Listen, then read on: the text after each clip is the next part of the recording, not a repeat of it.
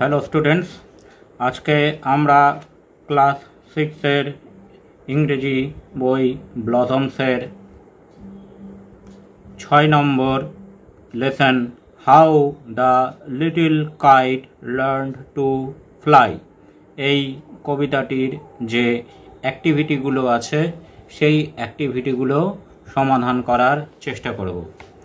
চলো শুরু করা যাক। তোমরা বইতে 61 পৃষ্ঠা দেখো, সেখানে যে অ্যাক্টিভিটিগুলো আছে সেইগুলো সমাধান করার চেষ্টা করো। প্রথমে বলেছে 1 নম্বরে activity 1, tick the correct alternative, অর্থাৎ যে অপশানটি ঠিক হবে সেটিতে টিক দিতে হবে। প্রথমে বলেছে A, the little kite thought it could not, ছোট্ট ঘুড়িটি ভেবেছিল যে এটি পারবে না। এখানে অপশান আছে রান, ফ্লাই আর হচ্ছে সুইম। এখানে উত্তর হবে ফ্লাই, অর্থাৎ উড়ান দিতে, উঠতে। এরপরে বিতে বলেছে the big kite told the small kite to, বড় ঘুড়িটি ছোট ঘুড়িকে বলেছিল। 3টি অপশান আছে, ট্রাই, নো আর হচ্ছে থিঙ্ক। এখানে উত্তর হবে ট্রাই, অর্থাৎ চেষ্টা করতে বলেছিল।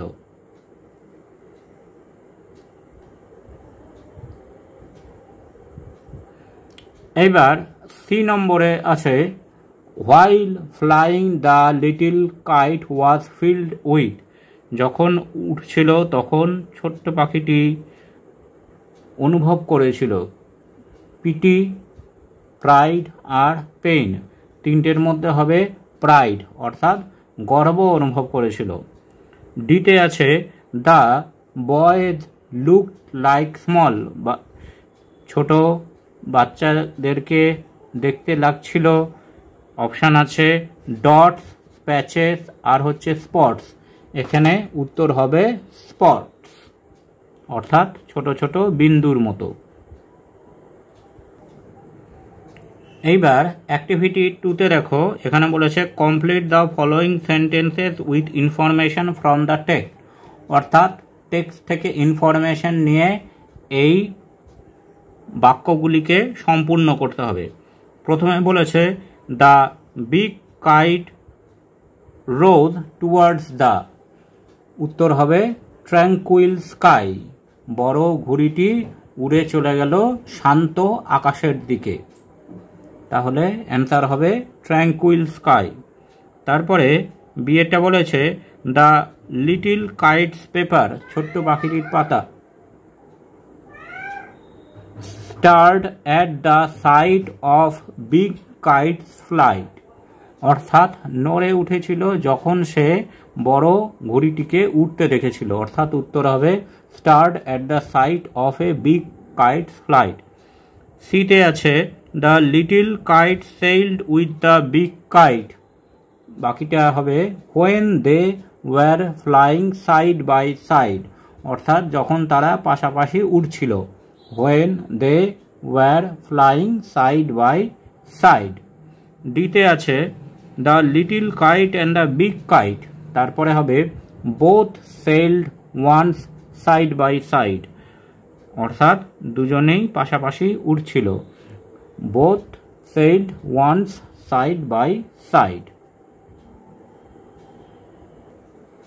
অ্যাক্টিভিটি 3তে দেখো, একটা কোশ্চেন আছে what made the little kite's paper star at the sight of the tranquil sky, শান্ত আকাশের দিকে তাকিয়ে ছোট্ট ঘুড়িটার কাগজটা কেঁপে উঠেছিল কেন?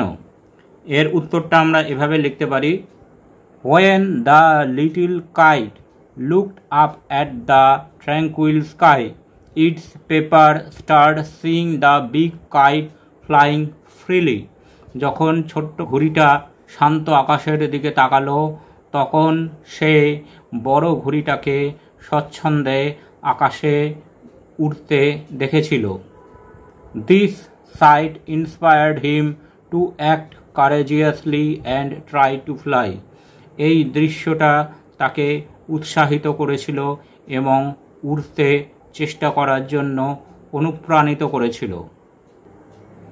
এবার দেখো অ্যাক্টিভিটি 4-এ বলেছে fill in the following chart with information from the text, অর্থাৎ বাঁ দিকে কজ আর ডান দিকে এফেক্ট। কজ এফেক্টের দুটো কলাম আছে, চার্ট আছে।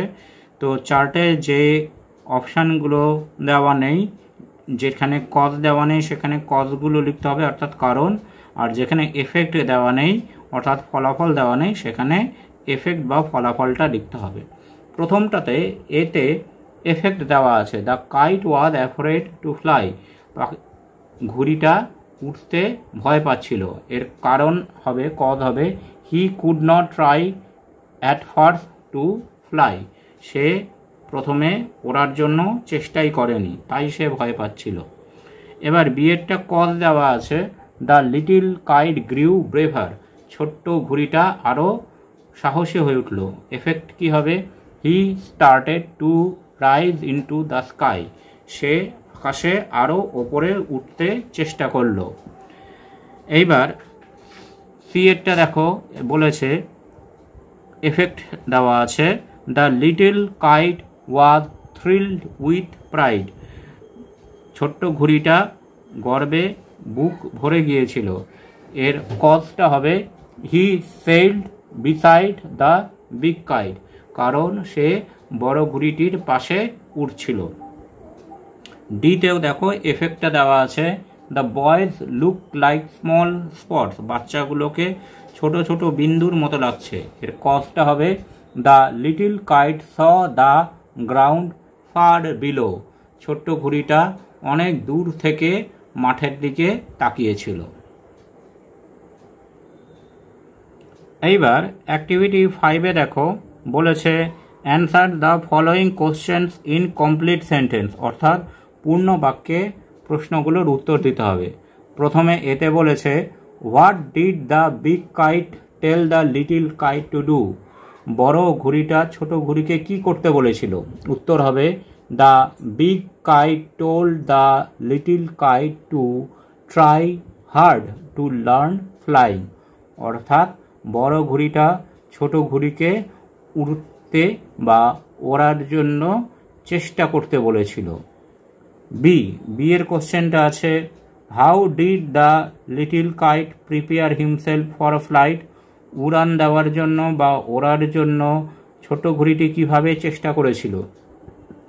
উত্তর আমরা লিখতে পারি the frightened and trembling little kite shook himself to grow braver and then started to whirl and rise up in the air, অর্থাৎ ভীতু এবং কাঁপতে থাকা ছোট্ট ঘুড়িটি প্রথমে নিজেকে ঝাঁকিয়ে নিল আরও সাহসী হওয়ার জন্য এবং তারপর হাওয়াতে আরও ওপরে উঠতে চেষ্টা করল চারিদিকে আবর্তিত হতে হতে। সিতে প্রশ্নটি আছে whom did the kites get as companions high up in the quiet air, ওপরে যখন উঠতে উঠতে পৌঁছে গিয়েছিল শান্ত বাতাসে, সেখানে সে তার সঙ্গী হিসেবে কাকে দেখতে পেয়েছিল। উত্তর আমরা লিখতে পারি the kites got bird and clouds as their companions high in the quiet air, যখন একদম উপরে শান্ত নিরালা পরিস্থিতিতে ঘুড়িটি পৌঁছেছিল তখন তার সাথী হিসেবে সেখানে পেয়েছিল পাখি এবং মেঘকে। এবার ডিয়ের কোশ্চেনটি দেখো oh how happy I am, আমি কি সুখী। Why did the little kite feel so, ছোট্ট ঘুড়িটা এরকম অনুভব করছিল কেন। The little kite felt so because he was successful in flying high in the sky like other kites, ছোট্ট ঘুড়িটা এরকম মনে হয়েছিল কারণ সে অন্যান্য ঘুড়িদের মতো উঁচু আকাশে ওপরে উঠতে সক্ষম হয়েছিল। Though he was afraid to fly in the beginning, যদিও সে প্রথমে উঠতে ভয় পাচ্ছিল।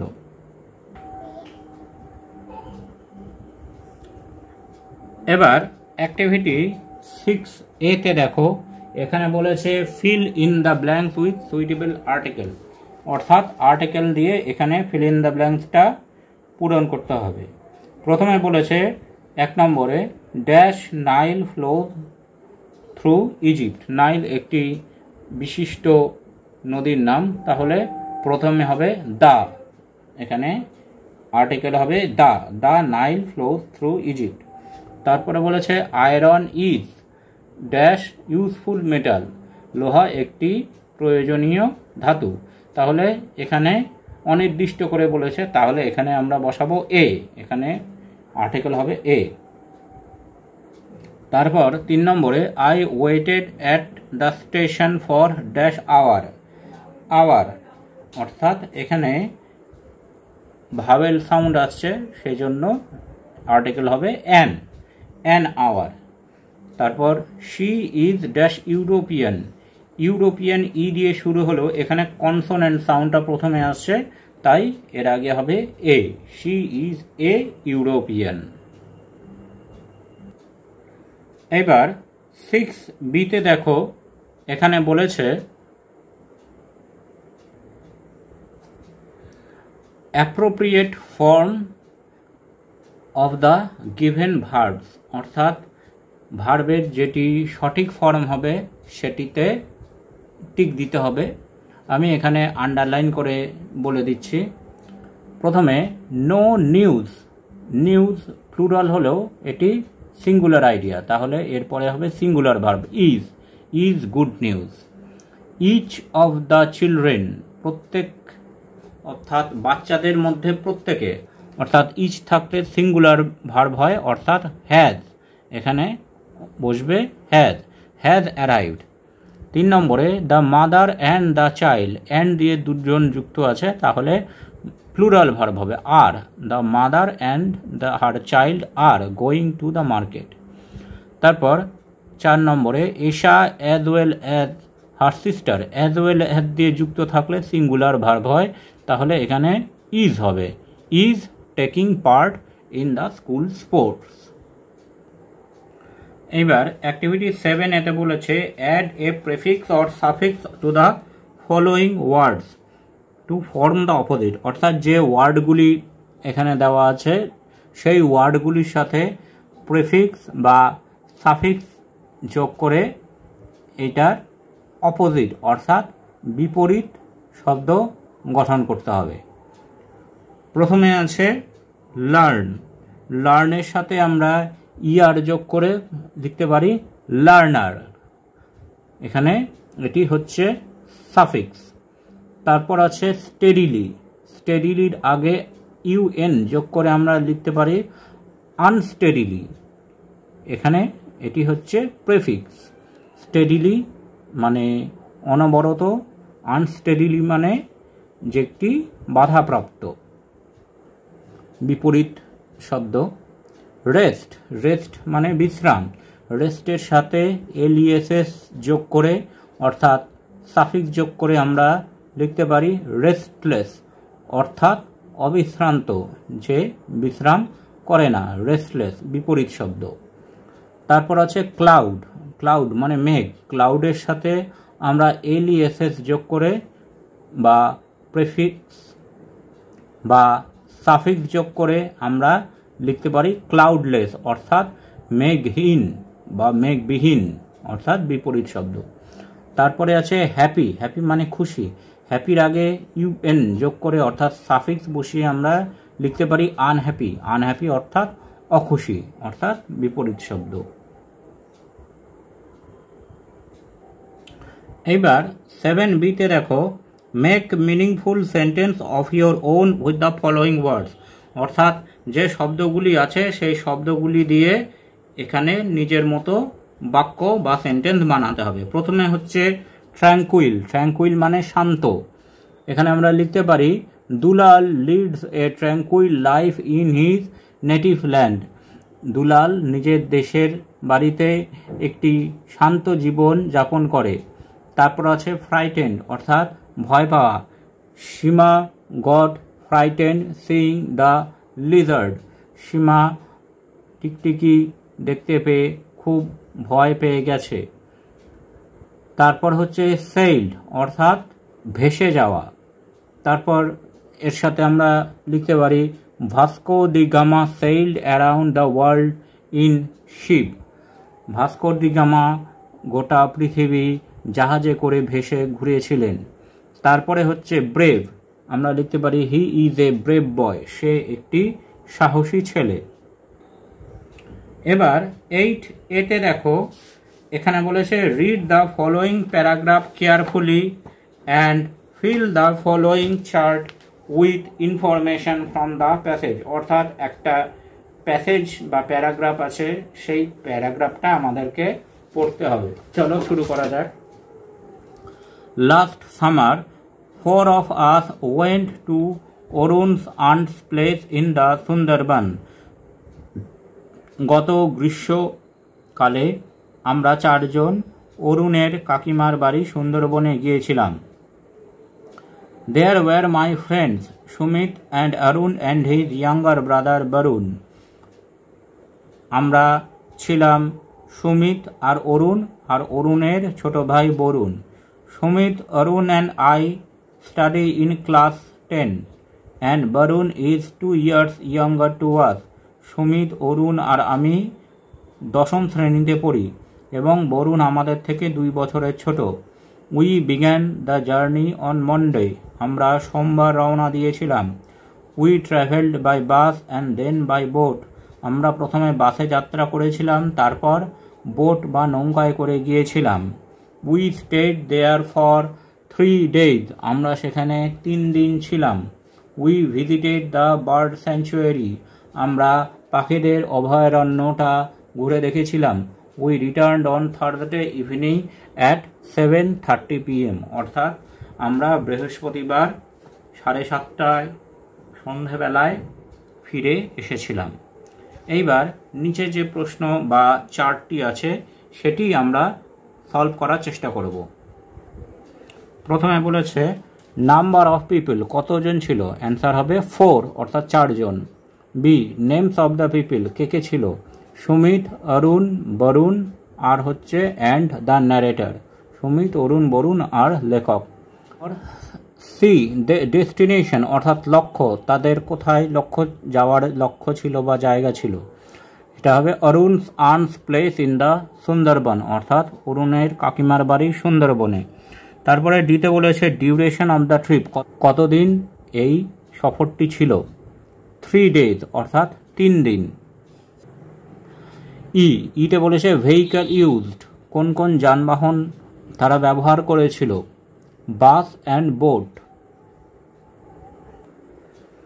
এবার এফ অর্থাৎ শেষ প্রশ্নটি বলেছে প্লেসেস ভিজিটেড, কোন কোন জায়গা দেখেছিল? অ্যান্সার হবে বার্ড স্যাংচুয়ারি, অর্থাৎ পাখিদের অভয়ারণ্য।